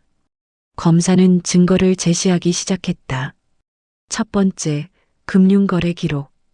대형 스크린에 은행 거래 내역이 떴다. 2005년 9월 10일 피고인의 비자금 계좌에서 10억 원이 인출됐습니다. 같은 날 박철수의 계좌로 10억 원이 입금됐습니다. 일치합니다. 두 번째, 박철수의 진술서. 박철수는 피고인이 직접 찾아와 브레이크 조작을 지시했다고 진술했습니다. 회장의 지시를 뒤집고 더 확실하게 파괴하라고 했다고 합니다. 세 번째, 회장의 녹음 파일. 한영수 회장은 생전 녹음에서 진짜 범인이 한태준이라고 밝혔습니다. 녹음이 재생됐다. 법정에 회장의 목소리가 울려 퍼졌다. 그 사람은 내 아들이었다. 태준이었다. 방청석에서 한숨소리가 들렸다. 네 번째, 차량 감식 결과. 브레이크 라인이 인위적으로 절단됐습니다. 전문가의 솜씨입니다. 자연적 고장이 아닙니다. 검사는 계속 증거를 제시했다. 30분, 1시간, 2시간. 증거는 끝이 없었다. 모든 것이 한태준을 가리켰다. 피고인은 살인을 계획하고 실행했습니다. 비록 목표가 아버지였고 실제 피해자는 여동생이었지만 살인의 고의와 실행이 명백합니다. 또한 20년간 증거를 인멸하고 무고한 김도윤에게 죄를 뒤집어 씌웠으며 체포를 피해 해외로 도피했습니다. 이에 검찰은 피고인에게 무기징역을 구형합니다. 변호인이 일어섰다. 수석 변호사 김상훈. 60대 중반의 베테랑. 피고인은 여동생을 죽일 의도가 없었습니다. 차량이 바뀔 줄 몰랐습니다. 이것은 미필적 고의에 해당합니다. 또한 피고인은 당시 아버지로부터 생명의 위협을 느꼈습니다. 정당방위의 성격이 있습니다. 검사가 즉시 반박했다. 정당방위는 급박한 위험에 대한 방어입니다. 피고인은 미리 계획하고 실행했습니다. 정당방위가 성립할 수 없습니다. 그리고 목표가 누구였든 사람을 죽이려는 계획을 세우고 실행했다면 살인죄가 성립합니다. 재판은 2달간 계속됐다. 매주 2번, 화요일과 목요일. 증인 신문이 시작됐다. 첫 번째 증인, 박철수. 68세 노인이 증언대에 섰다. 지팡이를 짚고 천천히 걸어왔다. 20년간 죄책감에 시달린 노인. 머리는 백발이었고 등은 구부정했다. 선서를 했다. 양심에 따라 숨김없이 말하고 진실만을 말할 것을 맹세합니다. 검사가 질문했다. 2005년 9월 한태준 피고인을 만났습니까? 네, 만났습니다. 어디서 만났습니까? 회사 근처 조용한 카페였습니다. 밤 10시쯤이었습니다. 무슨 이야기를 했습니까? 박철수는 한태준을 바라봤다. 한태준은 고개를 숙였다. 도련님은, 아니, 피고인은 제게 물었습니다. 아버지가 뭐라고 했느냐고. 저는 처음에 모른다고 했습니다. 하지만 피고인은 이미 알고 있었습니다. 브레이크를 조작하라고 했지? 라고 물었습니다. 그래서 어떻게 했습니까? 저는 인정했습니다. 회장님이 그런 지시를 했다고. 그러자 피고인은 웃었습니다. 차갑게 아버지가 나를 죽이려 하는구나 라고 말했습니다. 그 다음은 제안했습니다. 10억을 주겠다고. 회장님이 준 5억의 2배라고. 조건은 하나. 회장님의 계획을 실행하라고. 아니, 더 확실하게 하라고. 박철수의 목소리가 떨렸다. 브레이크를 완전히 망가뜨려라. 절대 작동하지 않게. 사고가 나면 조사가 시작될 거다. 아버지가 조작을 지시한 증거가 나올 거다. 아버지는 감옥에 갈 거고 나는 그룹을 완전히 장악할 거다. 그렇게 말했습니다. 그래서 어떻게 했습니까? 저는 돈이 필요했습니다. 5억보다 10억이 나았습니다. 그래서 했습니다. 박철수는 얼굴을 손으로 가렸다. 울고 있었다. 브레이크 라인을 거의 다 끊었습니다. 유아포스도 손상시켰습니다. 절대 작동할 수 없게. 그리고 일주일 후 무슨 일이 있었습니까? 사고가 났습니다. 뉴스를 봤습니다. 차량 추락 사고, 한서그룹 회장 딸 사망. 처음에는 태준 도련님이 죽었다고 나올 줄 알았습니다. 하지만 어린 지수 아가씨였습니다. 7살 아이가. 박철수는 더 이상 말하지 못했다. 흐느꼈다. 법정이 조용했다. 방청석에서도 울음소리가 들렸다. 다음 증인은 김도윤이었다. 67세의 노인. 20년 만에 서울에 왔다. 20년 만에 법정에 섰다. 죄인으로 살았던 사람. 무고한 희생자. 그는 증언대에 섰다. 낡은 양복을 입고 있었다. 시골에서 입던 유일한 정장. 손은 기름때로 검었다. 20년간 정비소에서 일한 손. 검사가 질문했다. 사고 당일 상황을 말씀해 주십시오. 김도윤은 천천히 이야기하기 시작했다. 20년 전 그날. 폭우. 산길. 브레이크 고장. 절벽. 지수의 마지막 모습. 브레이크를 밟았지만 작동하지 않았습니다. 저는 모든 방법을 시도했습니다. 사이드 브레이크, 엔진 브레이크, 핸들 조작. 하지만 부족했습니다. 사고 전 브레이크에 이상을 느꼈습니까? 네. 출발 전 점검할 때 미묘한 느낌이 있었습니다. 페달이 평소와 달랐습니다. 하지만 확인하지 못했습니다. 시간이 없었고 회장님이 서두르라고 했으니까. 그것이 당신의 책임이라고 생각하십니까? 김도윤은 고개를 끄덕였다. 네. 저는 운전기사였습니다. 승객을 안전하게 모시는 것이 제 책임이었습니다. 이상을 느꼈으면 출발하지 말았어야 했습니다. 지수 아가씨를 구하지 못한 것은 제 죄입니다. 그는 한태준을 바라봤다. 한태준도 그를 바라봤다. 두 남자의 시선이 마주쳤다. 20년 만에 대면. 한 명은 죄를 뒤집어 쓴 사람.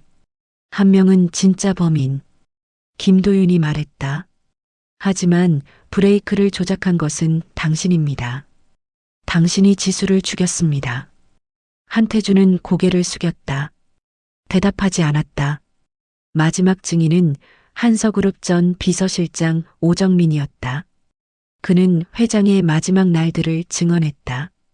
회장이 얼마나 괴로워했는지, 매일 밤 악몽에 시달렸는지, 딸의 이름을 부르며 울었는지, 회장님은 제게 말씀하셨습니다. 내가 욕심을 부리지 않았다면 지수는 살았을 거야. 내가 태준을 제거하려 하지 않았다면 그렇게 자책하셨습니다. 증인 신문이 끝났다. 최후 변론 차례였다. 변호인이 일어섰다. 피고인은 괴물이 아닙니다. 그는 두려움에 떨고 있던 아들이었습니다. 아버지가 자신을 죽이려 한다는 것을 알았을 때의 공포를 상상해 보십시오. 그는 살기 위해 싸웠습니다. 잘못된 방법이었지만 검사가 반박했다. 공포는 변명이 될 수 없습니다. 그는 계획적으로 살인을 준비했습니다. 돈을 주고 사람을 매수했습니다. 무고한 생명이 희생되는 것을 개의치 않았습니다. 그리고 20년간 진실을 숨겼습니다. 이것은 명백한 살인입니다. 마지막으로 피고인 최후 진술 시간이 왔다. 한태준이 일어섰다. 마이크 앞에 섰다. 법정이 조용해졌다. 그는 입을 열었다. 저는 괴물이 아니었습니다. 처음부터 목소리가 떨렸다. 저는 두려웠습니다. 아버지가 저를 죽이려 한다는 것을 알았을 때 저는 살고 싶었습니다. 그래서 먼저 공격했습니다. 잘못된 선택이었습니다. 하지만 그때는 다른 방법을 몰랐습니다. 지수가 죽을 줄은 몰랐습니다. 제 여동생이 7살 아이가 매일 밤 꿈에 나타납니다. 저를 바라봅니다. 오빠 왜? 라고 묻습니다. 한태준의 눈에서 눈물이 흘렀다. 저는 대답할 수 없습니다. 변명할 수 없습니다. 저는 괴물이 됐습니다. 권력이, 두려움이, 욕심이 저를 그렇게 만들었습니다. 그는 김도윤을 바라봤다. 김도윤 씨, 죄송합니다. 20년간 제 죄를 뒤집어 쓰고 사셨습니다. 용서를 구할 자격도 없지만 정말 죄송합니다. 그리고 방청석의 어머니를 바라봤다. 어머니, 미안합니다. 지수를 제 손으로 더 이상 말하지 못했다. 울음이 터졌다. 한태준은 피고인석에 주저앉았다. 판사가 말했다. 피고인 진술을 마치겠습니다. 다음 재판일에 판결을 선고하겠습니다. 2주 후 판결의 날 2026년 5월 15일 법정은 더욱 가득 찼다. 서울중앙지법 대법정 200명 수용 인원이 꽉 찼다. 밖에는 수천 명이 모였다. 대형 스크린으로 생중계를 지켜봤다. 오후 2시 판사가 입장했다. 모두 일어섰다. 판사가 자리에 앉았다. 모두 앉았다. 피고인 한태준에 대한 판결을 선고합니다. 법정이 조용해졌다. 숨소리도 들리지 않았다. 시간이 멈춘 것 같았다. 판사가 판결문을 읽기 시작했다. 피고인 한태준은 2005년 9월 박철수를 교사하여 차량 브레이크를 조작하게 하였습니다. 목적은 아버지를 제거하고 그룹을 장악하기 위함이었습니다. 비록 실제 피해자가 의도한 대상이 아니었으나 살인의 계획과 실행이 명백하므로 살인죄가 성립합니다. 또한 피고인은 20년간 증거를 인멸하고 무고한 김도윤에게 죄를 뒤집어 씌웠으며 수사를 방해하고 해외로 도피했습니다. 이는 매우 중대한 범죄 행위입니다. 피고인은 최후 진술에서 반성의 뜻을 밝혔으나 그것만으로 죄가 가벼워질 수는 없습니다. 무고한 7살 어린이의 생명을 앗아갔고 20년간 진실을 숨겼으며 또 다른 무고한 사람의 인생을 파괴했습니다. 판사가 한태준을 바라봤다. 이에 피고인 한태준을 살인, 증거인멸, 도피 혐의로 무기징역에 처합니다. 망치가 내려쳤다. 쿵! 법정이 폭발했다. 방청석에서 박수가 터졌다. 환호성이 들렸다. 정의가 실현됐다. 잘했다. 밖에서도 함성이 들렸다. 한태준은 그 자리에 얼어붙었다. 무기징역, 평생 감옥. 출소할 수 없는 형. 그가 평생 쌓아온 모든 것, 권력, 명예, 부, 지위, 모두 사라졌다. 남은 것은 차가운 감방뿐. 교도관들이 그를 일으켰다. 법정 밖으로 끌고 나갔다. 기자들이 카메라를 들이댔다. 플래시가 터졌다. 한태준은 고개를 숙인 채 걸었다. 방청석에서 한태준의 어머니가 울고 있었다. 백발의 노인, 딸을 잃고 남편을 잃고 이제 아들마저 잃은 어머니. 그녀는 얼굴을 손으로 가렸다. 흐느꼈다. 김도윤은 조용히 법정을 빠져나왔다. 기자들이 그를 둘러쌌다. 김도윤 씨, 판결에 대해 어떻게 생각하십니까? 20년 만에 명예를 회복한 심정이 어떻습니까? 김도윤은 대답하지 않았다. 고개를 저었다. 조용히 걸어 나갔다. 몇 달 후 늦여름, 경북 시골 마을. 김도윤은 저녁 노을을 바라보며 정비소 앞에 서 있었다. 붉은 하늘, 지는 해, 평화로운 마을, 귀뚜라미 소리. 마을 이장이 신문을 가져왔다. 도윤 씨 보세요. 한태준 무기징역 확정됐답니다. 상고 포기했대요. 신문 한 구석에 작은 기사. 한태준 무기징역 확정, 상고 포기. 죗값 치르겠다. 김도윤은 신문을 받아 읽었다. 한태준의 마지막 인터뷰가 실려 있었다. 저는 벌을 받아야 합니다. 마땅한 벌을. 상고하지 않겠습니다. 지수에게, 김도윤 씨에게, 모든 분들에게 죄송합니다. 김도윤은 신문을 접었다. 하늘을 올려다봤다. 붉은 노을, 구름, 새들이 날아갔다. 그는 조용히 중얼거렸다. 지수야, 이제 진짜 범인이 벌을 받았어. 20년이나 걸렸지만 정의가 실현됐어. 늦었지만 바람이 불었다. 따뜻한 바람. 어디선가 아이들 웃음소리가 들렸다. 마을 아이들이 놀고 있었다. 김도윤은 미소를 지었다. 20년 만에 처음으로. 이제 편히 쉬렴 지수야. 토끼 인형 꼭 안고. 하늘에서. 그는 정비소로 돌아갔다. 일상으로 돌아갔다. 차를 고치고 조용히 살고 매일 저녁 노을을 보며 지수를 기억하는 삶.